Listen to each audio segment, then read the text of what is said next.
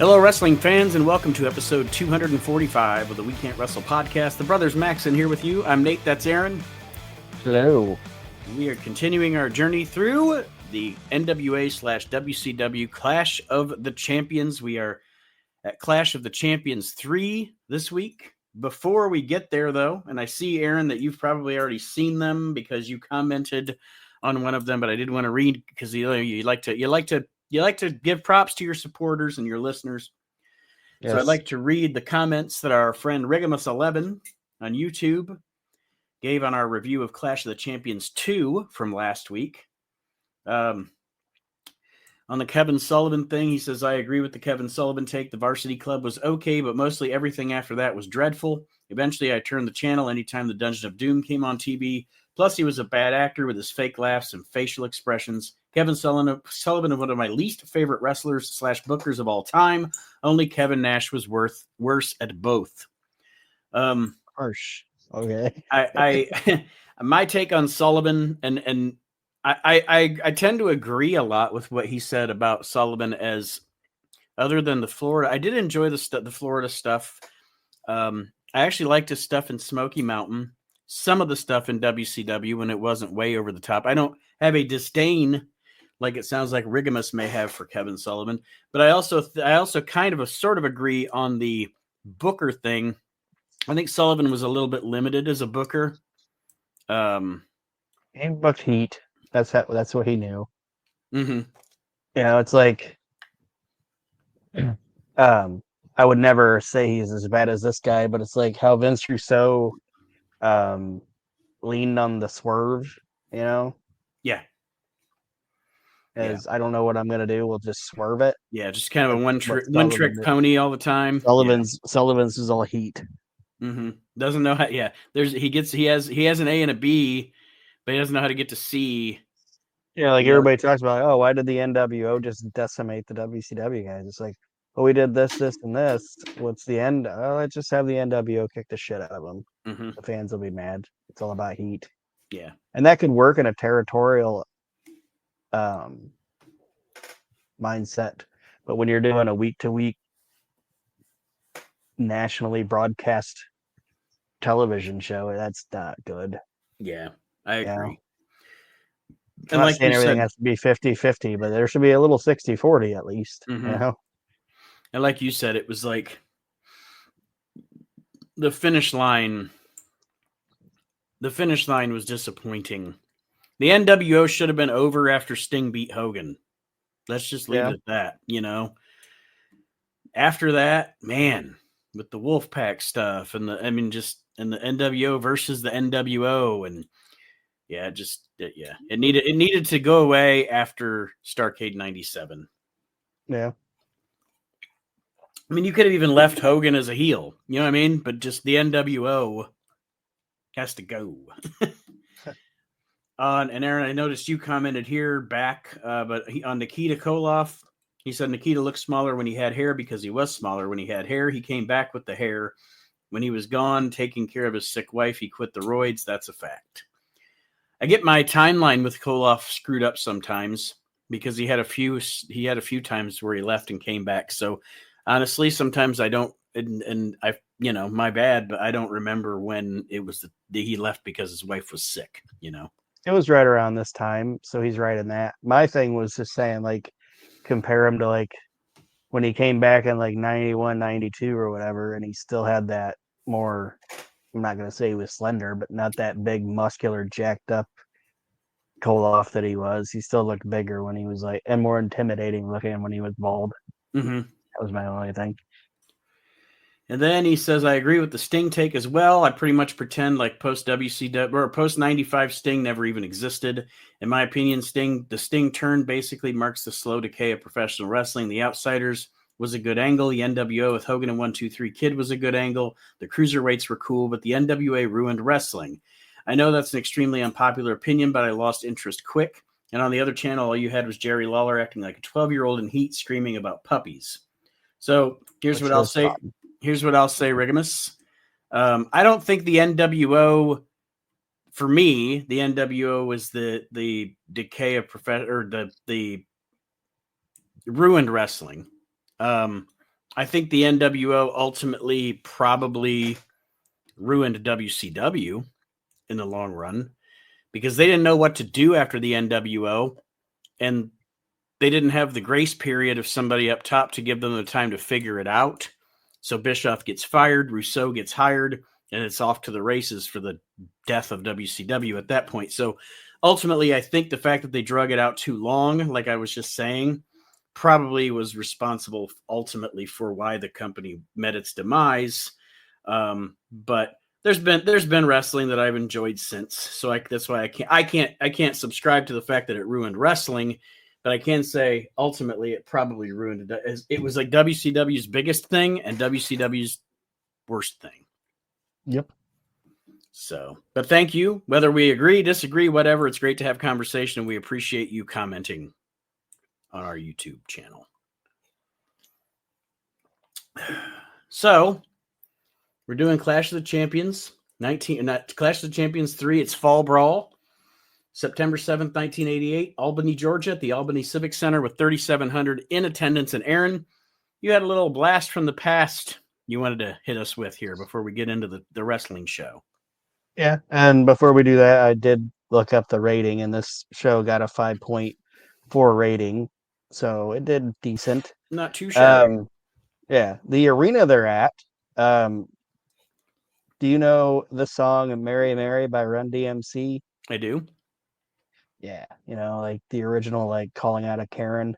Like if Yeah. you would do that song now, it'd be Karen Karen. But the concert part or whatever of the video was actually shot in this arena. It was shot in March, so I thought that was kind of interesting.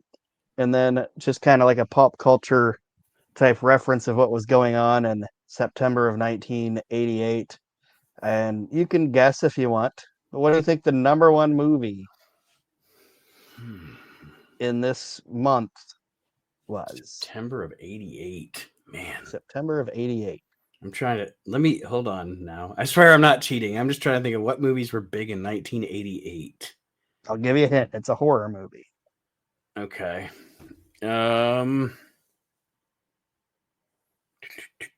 Horror movies from 1988. I was 10. It was terrible. I was terrible, 10. But...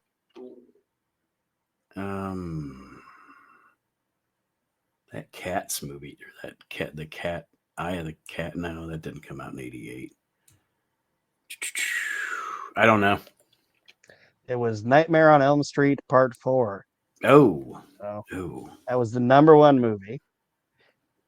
And then in September of 1988, I think I found the two top songs. Like, I'm not saying like at this during this week, this time frame or whatever. So they might have dropped off, later on in the month. Mm-hmm. But the two top songs, do you want to try to guess those, or you just want me to tell you? I actually could probably be better at music than I am with movie. Right. At least giving a time frame for movies. Do you want to guess the number one song? I don't think you'll get number two at all, but you can try number one. Number one song, September.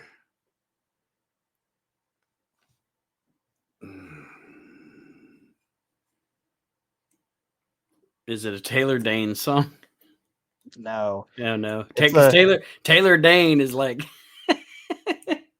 No, it's a band, and it is "Sweet Child O' Mine" by Guns N' Roses. That's the number one song. Okay, because cranking that. My next guess was going to be "Simply Irresistible" by Robert Palmer. That was in there. It was in there, but it wasn't one or two. So that's why I'm saying, like, it might have creeped up there by the end of the month, But yeah, it wasn't that. But that was like number 4, and then the number 2 song is also a terrible song by an artist that I actually like, but it is the song by George Michael. It is "Monkey." No. Yeah. Monkey. Yeah, for like the first 30 seconds where he's like, "Get that monkey off of your back. Get that monkey off of your back." It's like, and then he says, talking about "release your monkey." It's like, whoa, buddy. What is going on? You did that a couple years later and got in trouble. It's funny sometimes because, like, one of the radio stations here locally is like an oldies station. And by oldies, I mean because we're old now, oldies are even the 80s. And I think it's on Sunday morning. They'll play like an old Casey Kasem's top 40. Yeah. And if I'm driving to work or something on Sunday, I might hear it. And it's just funny to hear some of the songs where you're like, man, I forgot that song even fucking existed. It'd be like number 20 with a bullet. Yeah. Yeah. It was Sweet Child of Mine and Monkey. That's what that's what guys might have been listening to when they were pulling up to the Albany Civic Center. Here's George Michael and Monkey. Monkey with his monkey. And then one more side note, sorry, and then I'll shut up. Another interesting thing, because we're talking about, how Clash of the Champions is kind of the story of NWA becoming WCW, this show is actually, and I can't remember if we get another one in 88, so if we don't, this might be the last Crockett-based Clash of the Champions. Yes, that's in my notes. This is technically the last JCP Clash of the Champions. Because Arn and Tully, they have their last match on the 10th. Like, they're out. Mm-hmm. Like, they are gone. Yep, and there's a lot of stuff that before this event that went down that changed this event. Like Ron Garvin was supposed to be on this event, and he told Dusty to go fuck himself and quit because he was pissed because Dusty wanted him to be a heel. I think it was. I know they fought about something. I'm glad it happened, but Tim Horner was supposed to be Mike Rotunda's opponent instead of Brad.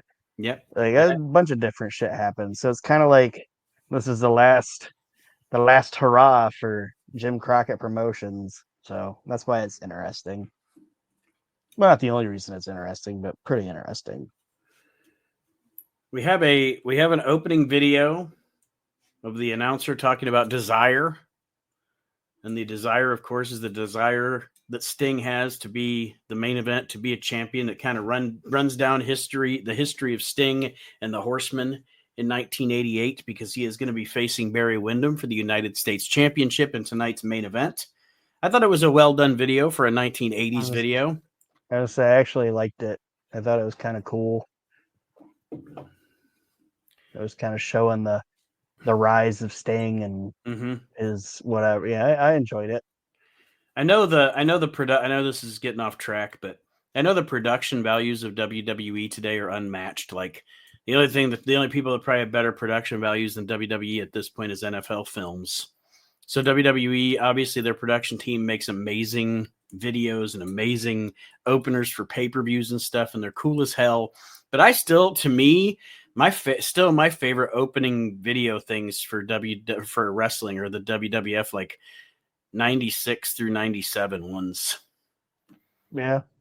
Like the one at WrestleMania 13 where like normally tonight is a celebration, but none of these men are in a happy mood, or whatever he says, none of these men are smiling. Just like I thought those videos during especially 97, and I'm biased to 97, but they just really set the tone for the show when it starts. Yeah, I agree. And I don't know if this will make sense off of that or whatever, but like watching stuff like this, I miss, and I know it looks cool and all this, that, and the other thing, but I do miss where it was like, a ring and some lights. You know what I mean? Mm-hmm. Like even now when you like go to house shows and shit, it's like there's a Tron and there's this guy ring announcing this stuff. But it's like when we went to in like 96 to watch wrestling in like the sports arena, it was some lights and a ring and some guardrails. I miss that. I miss like the grittiness of it. Same. We open up this Clash of the Champions with Tony Schiavone up off the floor with the crowd behind him, with the world champion, the Nature Boy Ric Flair. They're running down the card. I like this. I like the sports feel of this. Yeah. Of having these analysts up, the analysts up at the, kind of up off the floor, and then your announcer's down on the floor. That's why I don't mind. I don't mind the WWE's, like, I don't always watch them intently, but I don't mind the WWE's pre-shows that they do now and the post shows, because it does, it does make the pay-per-view fucking long as hell, but it also does give it more of a sports feel, like NFL Game Day or whatever. Yeah. And I think I said it before, maybe not on the Clash conversations, maybe on some other pay-per-views, but that's the one thing that I thought WCW did different than WWF, and it was a different way of selling it or whatever, but they always did have like their pay-per-views and shit always did have more of like a sports feel to it, Mm-hmm. Yeah. which I like. So on the call for this event, and I think this was a smart switch, because for the past two shows, or wait, the last show at least, they had Shivani do the call and Jim Ross be the other guy. This time they switched it around and they had Jim Ross with Bob Caudle on the call, and Tony up, doing the analyzing or whatever. And I have a note on that later on, but I'm definitely. But you agree with me? It was a smart decision to do the switch. I agree because they're both put into what they do better. Mm-hmm. You know what I mean? Like, I'm not saying Tony was a bad commentator or whatever, but he was, and I think from everything I've heard him talk about it, like he liked doing that type stuff more than he liked actually being the like play-by-play guy, Mm-hmm. So yeah, it was aces in places in my opinion. And the opening match, and like Aaron said, this was a good substitute, a great substitution here. This match was originally supposed to be Mike Rotunda versus Tim Horner. And instead, for the world television title, we get Mike Rotunda versus Brad Armstrong. And I'm gonna say it right here and right now, watching this match, because to be honest with you, I don't know when the last time, I know I've watched this Clash obviously a few times in my life, but I don't know when the last time I watched it was. But I know this, having watched it now for the first time in a long time, everybody knows I'm not the biggest fan of Mike Rotunda. I have to say, this is my absolute favorite Mike Rotunda match I've ever seen. It's funny because I said the same thing. I'm like, this was a really good fucking match. And I hate saying spoiler alert because it was something that happened in 1988, but it went the whole time limit. Mm-hmm. And it's like, I would not have wanted to watch Mike Rotunda versus Tim Horner for 20 fucking minutes. For 20 minutes, right. God. And I'm not even saying Tim Horner was like a terrible worker or anything, He was a marginal worker at best. But yeah, I did not want to watch this I would have not wanted to watch it. I would have probably fast forwarded the match. Mm-hmm. But I don't have a whole lot of notes, like you said earlier, like you don't have like blow by blow matches or match notes, but it's also one of those matches where it's like I don't have blow by blow match notes because I was getting into the match, watching it. Yeah, I mean, there's one point, the couple of notes that I had at one point, Armstrong, or of course Kevin Sullivan's at ringside. Armstrong goes to the outside at one point. Kevin Sullivan gives him kind of a beatdown. And I love the fact that the beatdown doesn't even really, like, they gave great babyface momentum to Armstrong in this match. That's why I say I really enjoyed it. And I thought Mike Rotunda and Sullivan, especially Rotunda, worked really well as a heel. He gave a lot to Armstrong in this match. And he gets after Sullivan, clocks him on the outside, he still gets a near fall on Rotunda. Sullivan prevents the pin. So that results in Steve Williams coming out to be in Armstrong's corner. There's lots of near falls. The crowd is hot as fuck for this match. Yeah, just this was all around just really good. I really enjoyed it. And they didn't put a microphone in front of fucking Steve Williams. And no, they didn't, and they let him be the charismatic guy at ringside, cheering on his buddy. Um, and like I said, I don't think he would have got near. Obviously, you wouldn't have got near what you would have got out of this if it would have been Horner. Mm-mm. And like you said, like the fans are really into Brad Armstrong. Obviously, he's a Georgia boy or whatever, but it made like when I was watching it and then thinking about like, oh man, they ended up selling to Crockett, or Crockett ends up selling or whatever.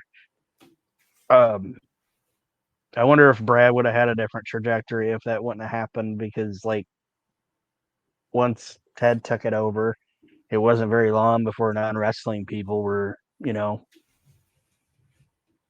Yeah. making the decisions and deciding this, that, and the other thing, It and stopped being promoted like a territory with a studio TV show, and it started gradually being promoted like people that corporate executives that looked at what Vince McMahon did and wanted to do what Vince McMahon did.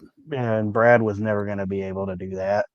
And I'm not Mm-hmm. even knocking him by saying it, but like if it would have been just Crockett, like I don't know, maybe he would have got a run with the TV belt. You know what I mean? So who knows? But like I said, it's not a spoiler alert saying that the match went 20 minutes, and it was a solid, really, really, really good 20 minutes that I I totally enjoyed. agree. Totally agree. And I totally agree that it would not have been near as enjoyable had it been the original lineup. Yes. We go back to Tony Schiavone and Ric Flair for analysis. Flair puts over Armstrong and Rotunda's match, and then they talk about Flair versus Luger at the Great American Bash, Oh, which I is forgot a note. Sorry. oh sure, go ahead. And it was Bob Caudle being Bob Caudle. And every once in a while, Bob Caudle will say things that when somebody else says it, or when he says it, it's not what he's intending to say. But any other person would be like, I probably shouldn't say that. Um, at the beginning of the match, he's talking about um, Armstrong having to chase Mike Rotunda because it's a 20-minute time limit, and that's Mm-hmm. in the favor of the champion. And he's talking about how Mike Rotunda just has to keep basically doing like a rope a dope and keep Brad Armstrong like busy, Mm-hmm. like stay on the defense, put Armstrong on the offense, tire him out. Maybe he could have said it that way. But you know what? Did you catch what he said? I did not. He said, Mike Rotunda, all he's got to do is make Armstrong come. Like, oh no. Uncle Bob. Uncle Bob. Anyway, sorry. I was like, woo, okay. All right. It's about as awkward as when Tony Schiavone at that one. I can't remember what pay per view it was, but Glacier's fighting um what's his name, Mortis, Mm-hmm. and James Vandenberg. Did you ever see this or hear it? They're fighting on the outside, and Glacier's beating up Mortis, and Vandenberg yells at him, and it distracts Glacier. And Schiavone says, "Oh, Vandenberg, he just got him off there with his mouth." Gross. Anyway, I digress. Let's get back to Tony Schiavone and Ric Flair. Lita jerks Edge off Yeah, the all ladder. louder. Yeah, at least Ross realized what he said. And just Yeah, a few years Coddle, later, she would jerk Edge off, but that's a whole yeah, nother topic of Coddle conversation. didn't even follow up with all he's gonna do is make Armstrong come, tire him out. And yeah, that'll do it. Man, I was too relaxed, man. There's no way I was going to win that match. But yeah, Flair and Tony Schiavone are back. They talk about Flair versus Luger at the Great American Bash and how they're going to be having a rematch, I believe, upcoming at Starrcade. I don't know. Is it the Starrcade match they're discussing already? I couldn't remember. I believe so. Yeah, I think so too. Does that There's John Ayers nothing guy else. even wind up being the referee by that point? God, I hope not. More on him later. Yeah, but yeah, Luger and Flair, they're still going because of the match got stopped at the Great American Bash because of blood, which we talked about last week. And then Jim Ross and Bob Caudle. It's funny. That's funny. just made myself laugh because I forgot when I wrote down Jim Ross. I wrote down Jim Ross and Bob Cottle give us some updates on what's going on, but Yeah. I forgot the A, so it says Jim Ross and Bob Cuttle. Bob Cuddle. All you gotta do is make him come. So they give us an update on the recent angle with Jimmy Garvin getting his leg broken by Kevin Sullivan and the Varsity Club. And Ronnie Garvin was involved in this, as we saw at the last show, but he is gone now. He left in August after a dispute with Dusty Rhodes. And of course, Dusty's been now sticking his head into this because it has heat. Yeah. Like I said last week, that's what Dusty does. He if somebody's, like we were saying, if somebody's getting heat taken off, he's either going to convince them that they should be in a different position than they're in, not a baby face, maybe a heel to go against him, or he should attach himself to their angle. Yeah. And for every great thing you can say about Dusty, there's things like that where you can say, yeah, you know what I mean? Like, I don't know, man. It's kind of like when Arn left, or Tully. It wasn't Arn, it was Tully. Enough people have said that he was on the plane and be like, why doesn't Dusty just book himself with Dusty?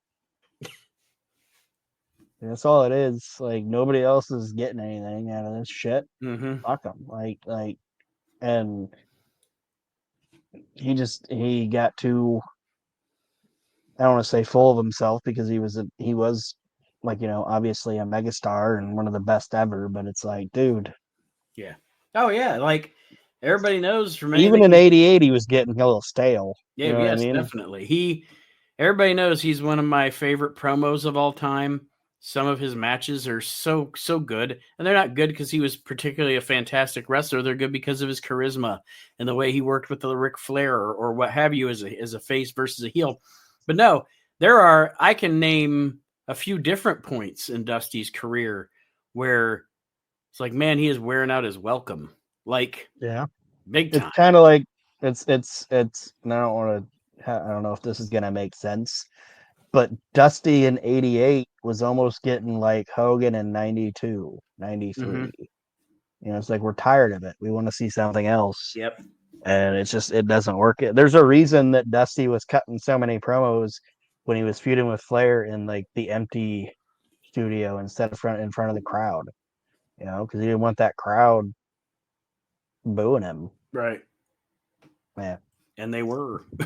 they were, and that's, like I said, that's why That's like they took that the great same pay per view, approach. that Stratosphere will relieve a stratosphere for me and you. There's a reason he did that in a fucking empty arena, because he wouldn't have been able to do that in front of that crowd. Yep. There was a reason. We want Flair the whole time. There was a reason that they had so many of those nitros when Hogan was going crazy or whatever in late '95. There were so many of those nitros where they had him cutting the promos in the studio instead of being at Nitro. Yeah. Because the fans were booing him on Nitro, and he could not take that with his ego. So he did that weird shit with the half mask and the sword. And anyway, glad somebody convinced him that wasn't the way to go. Or maybe it would have been fun to watch it. I don't know. The spiral of Hulk Hogan. Yeah, back in the day it was bad, but watching that Dungeon Doom shit now, it's fucking crazy. I'm like, this shit's fucking funny and it's insane. There's no Hulkamaniacs here. Yeah, it's crazy. So the next match on this show is Dr. Death, Steve Williams, and Nikita Koloff versus the Sheep Herders. Hair's a little smaller. You gotta take care of that a little bit. Yeah, Nikita short up the hair a little bit. Yeah. Went to the barber and they're like, "What are you on?" He's like, "Take a lot off the top." Take a lot off the. I mean, I know he doesn't have the accent for real, but I'm just, take a lot off the top. This time he was doing the accent everywhere, even with the boys. Arn Anderson told him he was fucking ridiculous. But for the record, Nikita Koloff does the worst Russian accent of all time. I'm just saying. Oh, go ahead.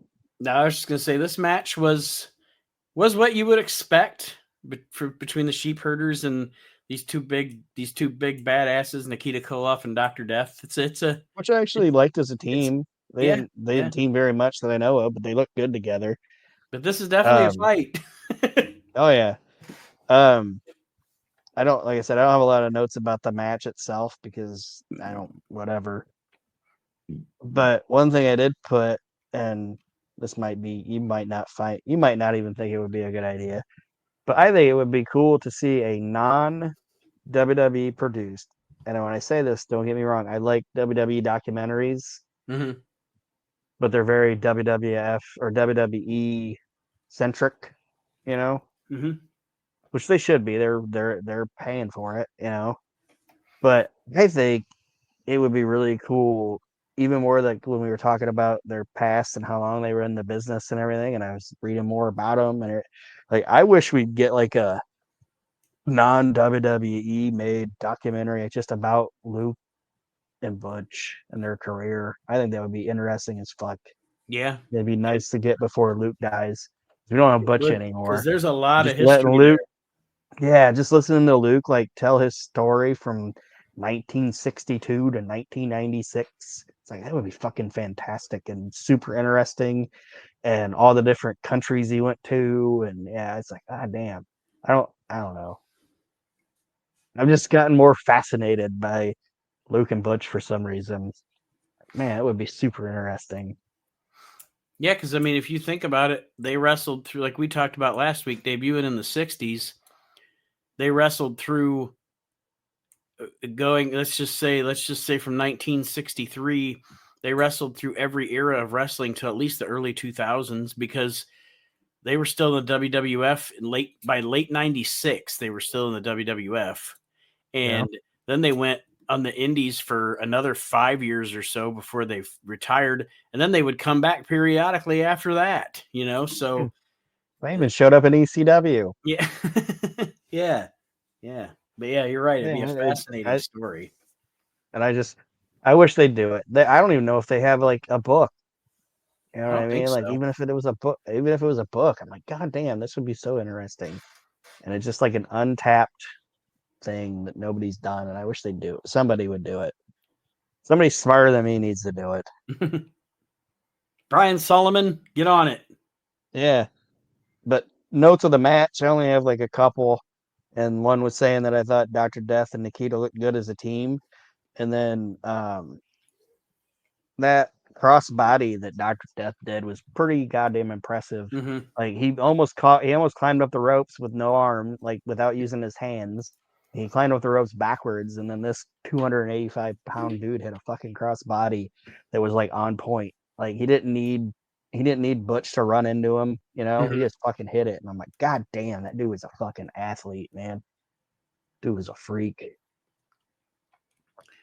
Um, my notes on the match were they told a good story of the sheep herders for a lot of the match isolating Nikita.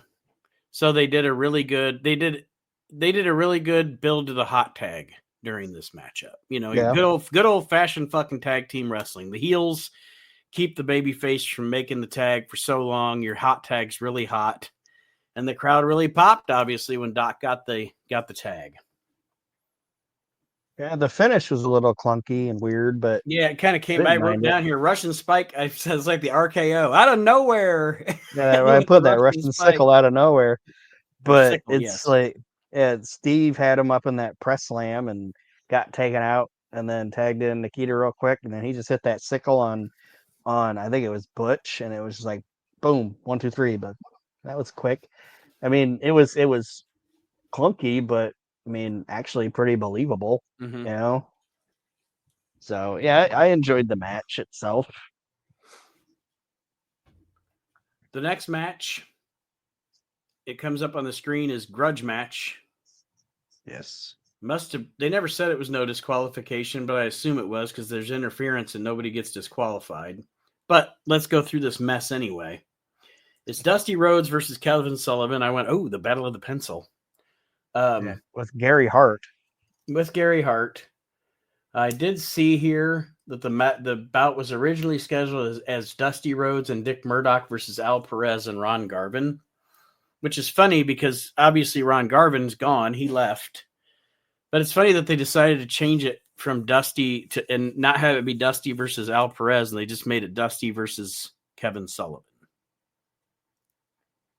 Yeah, what would you say the original match was? Sorry. It was Dusty and Dick Murdoch versus Al Perez and Ron Garvin.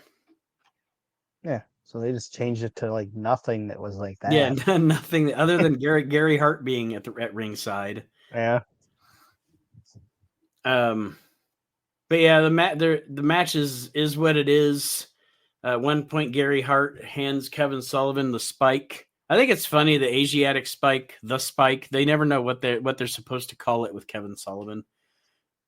Yeah. The spike It's of always doom. different. The spike of Abade. Sometimes fucking it's word. golden.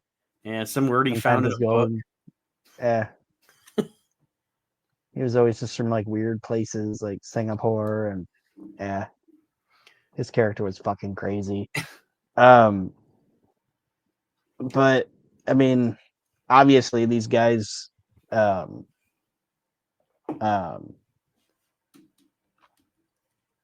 gonna have like, they're gonna know what to do with each other, if that makes sense. Like, yeah, they worked together for 20 years. Yeah, like you don't. Maybe It's not like that long. Kevin Sullivan doesn't have to tell Dusty what he's gonna do next, and Dusty doesn't need to tell Kevin what he's gonna do next. But it was a decent brawl, and the finish was stupid, but it was, yeah, because so they both use the spike on each other. Dusty goes for a pin on Sullivan, but Gary Hart drags him out of the ring. And then Al Perez comes out with a chain, and Kevin Sullivan and Al Perez go to clothesline Dusty with the chain, and instead Dusty gives the chain a big splash, and in grand like Looney Tune fashion, it makes Sullivan and Perez run into each other, and then Dusty Rhodes pins Gary Hart. Gary Hart. Yeah, he scoop slams Gary Hart and pins him, and Dusty Rhodes declared the winner. It's like, what the fuck just happened? I wrote down here just for shits and giggles. Everybody knows I love me some Gary Hart. That fucking his fucking Gary Hart talking like a black man. Talk about his Latin, his black Abdullah the Butcher. Talk about them nasty stinky Von Erichs. I love Gary Hart. This thing, I love Gary Hart, but Gary Hart always dressed like a substitute teacher. Yeah, but he says things different than anybody else. Like, he doesn't say things like other people do. Ricky Flair. Like, I've never seen anybody talk like Gary Hart. Like, at the beginning of this match, Dusty hits him, and he goes to the commentating table, and he's like, I did nothing wrong. I did nothing wrong, Jim Ross. Tell the nation. Tell the nation I did nothing wrong. It's like, who says that? Yeah, I love Gary Hart. Yes, Tell the nation. Tell the nation. And is it urban legend or myth or whatever? Or has it ever been 100% confirmed that he was supposed to manage Earthquake in WWF? I have heard that. As fact. But I don't, you know what I mean? Like, I don't know. And I've never been able to get my hands on his book, because his book's one of those books that went out of print before I even really knew it existed. And now, even if you want to get a copy on eBay or something, it's like, I'm not paying that much for that book. Yeah, it went out of print before wrestling books were something everybody wanted. Yeah. I think it came out, 96 or something? Something like that. Yeah, it was before the boom. Yeah. But yeah, I was like, I don't know if that was ever actually confirmed or not.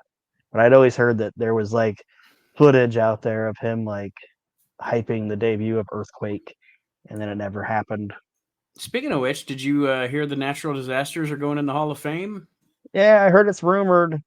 WWE hasn't confirmed it yet. I'm friends with Fred Ottman on Facebook, and he had it on his Facebook. Oh, well, good for them. Me too. I say that too. John Tenta and Uncle Fred, they deserve to be in the Hall of Fame. Yeah. Obviously, Jimmy will probably induct him, I would assume. Mm-hmm. So, yeah, that would be cool. But our next thing here Oh Kind of a no. train wreck. Tony Schiavone, Ric Flair, and former San Francisco 49er John Ayers. I'm not calling him John Ayers the rest of the show. I gave him a new name. Uh-oh, what's his new name? His new name is Awkward Ayers.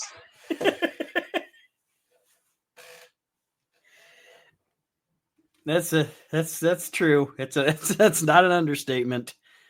No, this is terrible. I'm sure this man was a fantastic football player, but Oh, buddy, he did not belong in a pro wrestling show. Well, he at did least not not. with a microphone in his hand. Yeah. Um, like you said, it was just really, really bad. I put Tony Schiavone and Ric Flair interviewed John Ayers, who stumble fucks to make a point, and Ric Flair tries to bail him out, but that still doesn't even work. Flair even says, "What makes you think you're qualified to be the referee?" And do you remember what his response was? No. I think I'm qualified. Okay, well, why? Like you didn't answer the question. It was like, what makes you think you're qualified to be the referee? I think I'm qualified. Do that at your next job interview. Yeah. What makes you think you'd be a good fit for this job? I'd be a good fit for this job. I think I'd be a good fit for this job. You mind elaborating? Nope, not at all. But you have no experience as a dentist. I'd be all right at it though. I think I'd be all right. Oh my god, it was horrible. And then they're gonna give him another chance later. I was like, oh Jesus Christ. Yeah, it's like I'd bring back Steve Williams. He might quack at least. Run around like an airplane. At least that would be fun. Yeah, the gist is that John Ayers is going to be the referee for the NWA title match between Flair and Luger, and I honestly don't think he does. I don't think he winds up, because by the time they have the match, it's not Crockett Promotions anymore. And I could be totally mistaken and forget, but I don't think he winds up being the referee for the match. He's not. Yeah, they told him to go. You go fuck off, buddy. We're good. Kick rocks. Yeah, feel bad. He died in '95, so I feel bad about making fun of him. But yeah, this was no good. He'll kick rocks. That's one of my favorite expressions. I like that one better than tell your story walking. I like go kick rocks. It's like that, and go fuck yourself and the horse you rode in on, buddy. Which right. I love expressions because like obviously like somebody said it. Yeah, I like to look up the origins of it wouldn't turn into an expression. So back in the Old West, somebody was the first guy to say, you know what? Fuck you and the horse you rode in on. And probably they were probably looked out into the desert or wherever they used to say, you know what, buddy? You go kick rocks. Like go kick rocks. You're not allowed around here. Go kick rocks. I like thinking about other people being around and hearing it for the first time and laughing their ass off. Like the first guy to say, "Go fuck you and the horse you rode in on." You know that whole saloon was like, "Ah!" He said, "Fuck your horse." And I do feel the first guy to say "Geez Louise" was probably like a flamboyant gay man. Jeez Louise. Jeez Louise. Like Louise said some crazy ass shit, and that dude was like, "Jeez Louise." You told him to go fuck himself. And he said, fuck you and the horse you rode in on. Jeez Louise. Oh, it's good shit. But anyway. The next match on the show is Ivan Koloff versus Ricky Morton in a chain match. This match Oh, sorry. No, go ahead. Did you hear how the by the way, we get an even worse ring announcer than last week. Or last show. And that guy, did you hear how he introduced it at first and then he corrected himself? I don't think I caught it because I didn't write it down. Oh, he did. He said it. This terrible ring announcer at first said, "The following contest is a Russian chainsaw match. Sorry, Russian chain match. He said a Russian chainsaw match. Everyone's like, Somebody was like, whoa, buddy. "Whoa, Whoa. But like, I would like, no. that Нет. escalated quickly." Yeah, that ain't happening. Yeah, that guy said it was a Russian chainsaw match. What is this fucking XPW? And Jim Ross is really a John Ayers fan because he, even in the start of the match, he's trying to already cover up for Ayers because of that terrible fucking thing. Did you notice that too? Mm-hmm. Sorry if you didn't. Did you notice? Yeah. Like he said, John Ayers doesn't use his words; he uses his actions. He uses his actions. He's a Yeah. he didn't have to use his words on the football field, and he won't have to. Yeah. And it's like, yeah, it's like Jim Ross was sitting at that table like, Jesus Christ. That was bad, man. Sorry, that was really bad. Bob Cottle was like, he did not come. He did not He did come. not come. Nope. And this is This is an entire one of match. my This is an entire match good. that was put together to turn Ivan Koloff babyface. Yeah, which is fine, but it's also like one of my least favorite stipulation matches. Every one of them only has like there's only like 2 finishes to like a chain match. And I always feel they're kind of plotting and I don't know. I don't agree. enjoy them. This was the match on this show that kept my attention the least. As much as I do like Ivan Koloff and I do like Ricky Morton, this match didn't hold my attention much. I found myself, I can always tell, I'm watching a match and I find myself like reading, like looking at my other computer screen or reading something on my phone or something, not paying it. This one just didn't hold my attention. Yeah. Essentially, like I said, the gist of it is Ricky Morton wins because doesn't some shit backfire with Paul Jones? Well, Paul, like, it's actually kind of a cool finish. Because like I said, there's like usually 2 different finishes for one of these matches.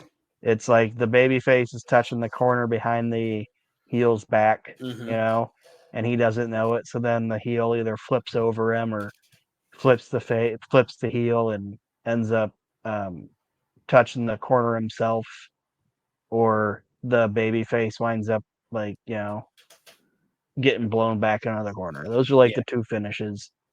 And this one they did a cool thing with it though, because they had obviously angles and shit were going on before the show, but they had mentioned that like Paul Jones has been kind of berating Ivan Koloff, saying he was the weak link of the Jones army and this, that, and the other thing.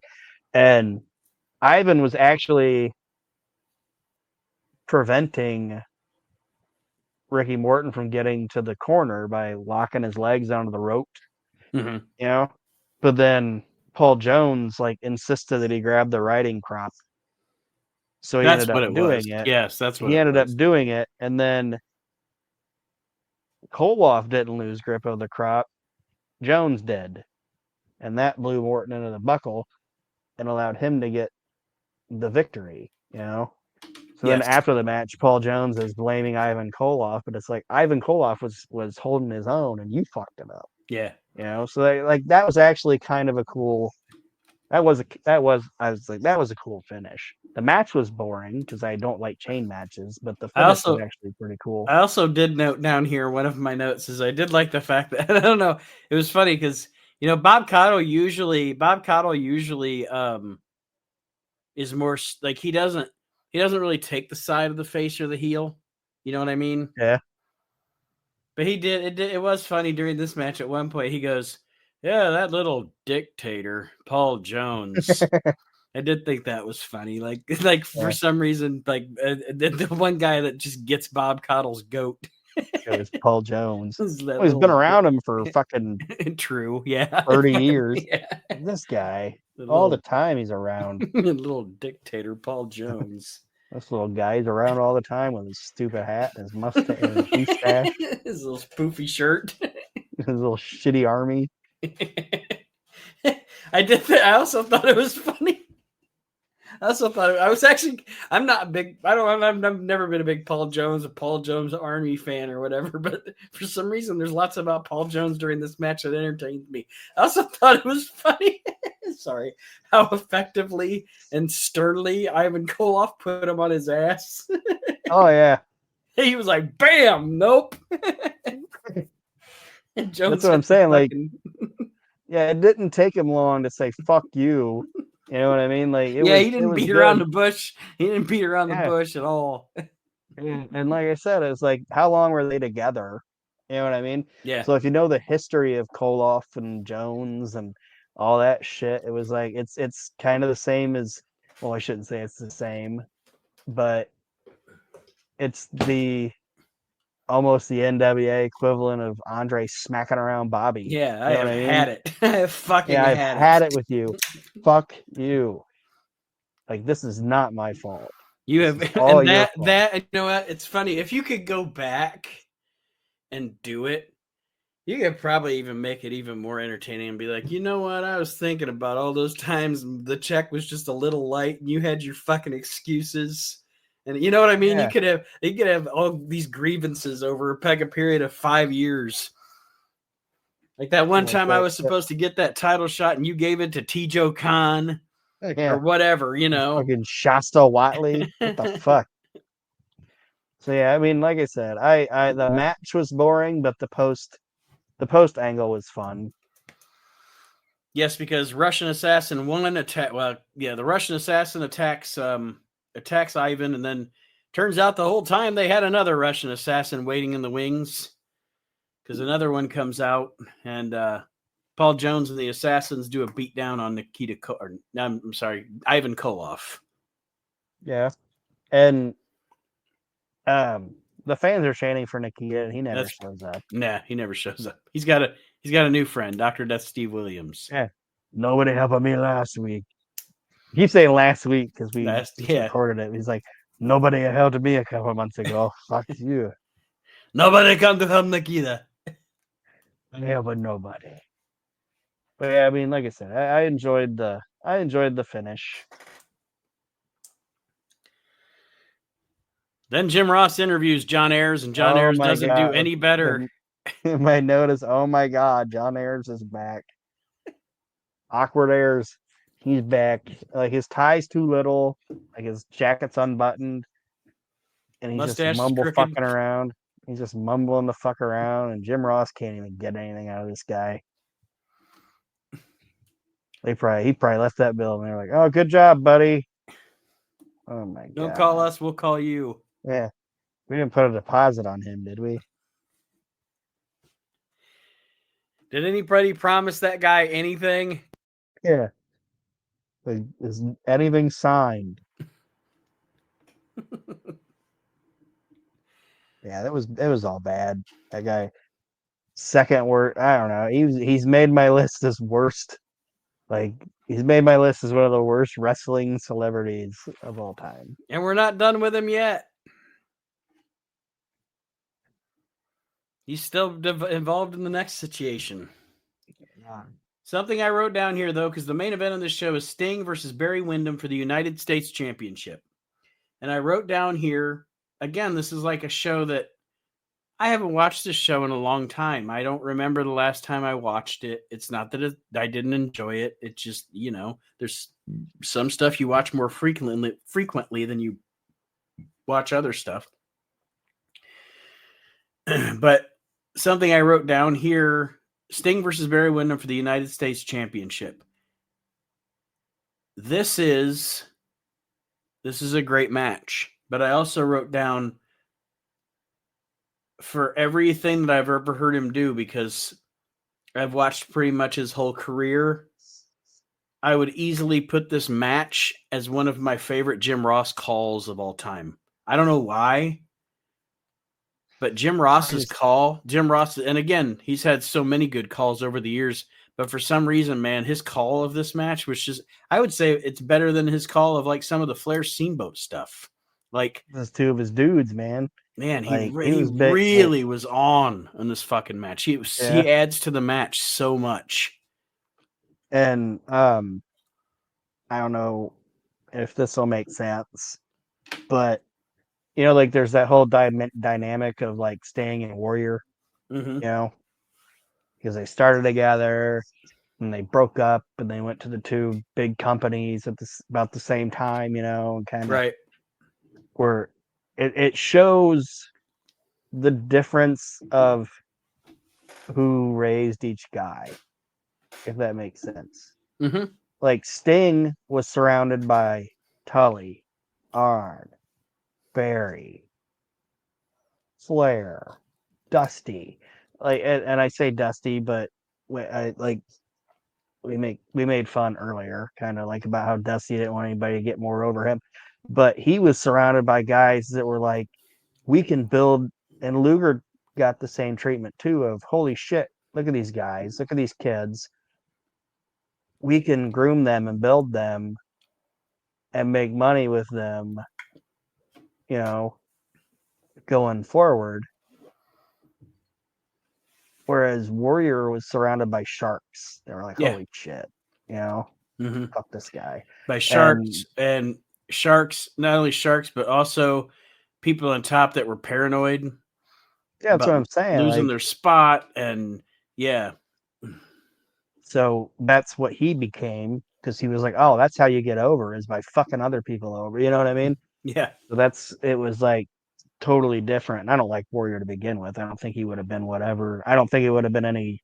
I don't think Warrior would have been any different if he would have got put with the other way around. But I just, I don't know if what I'm saying makes Yeah. sense. Yeah. But yeah, like people talk about like, oh, what if Sting would have wound up in the WWF? And Matt, it's like I don't think he would have had as good of a career. Honestly, I don't think Sting would have ever been more than maybe Intercontinental Champion. No, I don't think so either. Because the guy, I don't think has the character as a man, just as like a stand-up guy or whatever, to be that type of person. You know what I mean? Mm-hmm. So yeah, so I don't know if that makes sense, but it's just popped into my head watching it. I'm like, oh, Sting was surrounded by so many great guys that didn't have hidden fucking agendas. Mm-hmm. So the match is great, like I said. Um, I don't know if you have any notes. I don't have many notes other than what I just said here, other than leading up to the finish. Because I was just watching the match and listening to JR, and I thought this was just Yeah, an excellent main event. it was. Um, at one point, Barry Windham near the end of the match applies the claw. He's got the claw applied to Sting's shoulder. And I do like that Cottle actually questions, is it a mistake that he's not putting the claw on Sting's head? I don't understand why he's putting the claw on his shoulder. But Wyndham winds up getting flipped to the outside. Sting brings him back in with a superplex. Tommy Young gets knocked out of the ring. Sting hits a stinger splash, Scorpion Deathlock. J.J. Dillon's in with the chair. Sting or J.J. Dillon gets knocked on his ass by Sting, but Barry Windham gets him with the chair. Tommy Young's back in the ring for the 1-2, and then John Ayers cuts. John Ayers is back. Awkward Ayers Airs. cuts off the pin, tells Tommy Young what happened while he was outside the ring, and Tommy Young disqualifies Barry Windham. And if I'm Sting, I'm mad. I would have been like, look here, Ayers. I probably could have kicked out of that. Now Right. you just got him disqualified, so you just fucked me. Scorpion Deathlock on John Ayers. Yeah, take that, piece of shit. You awkward motherfucker. Go suck a tailpipe.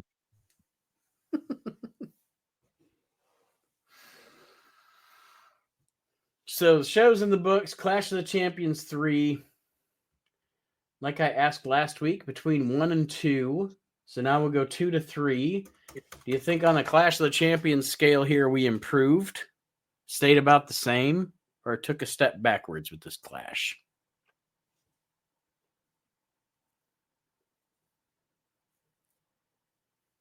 Hold on.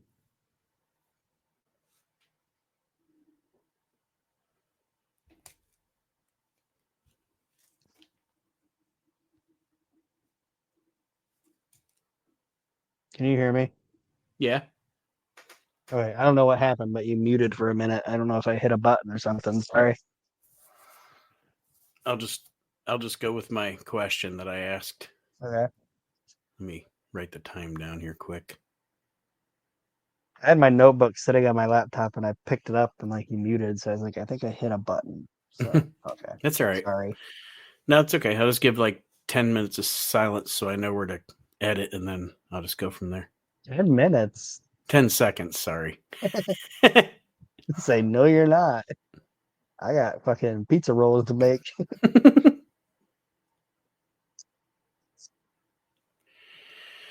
So like I asked last time, with this one being in the books, when we went from Clash 1 to Clash 2, now we go, Aaron, from Clash 3 to Clash 2 to Clash 3. Do you think that this one, was it better than Clash 2? Did we stay about the same, or did we take a step backwards from one Clash to the other? If you want my honest opinion, I actually enjoyed this one better than Clash 2. Okay. I wrote down that I think things kind of stayed the same, but I can see what you're saying too. There was this one had a great main event. There wasn't really, I mean, the Dusty Sullivan thing was kind of lame, but there wasn't, and the chain match, there wasn't anything that was bad on this show. Yeah.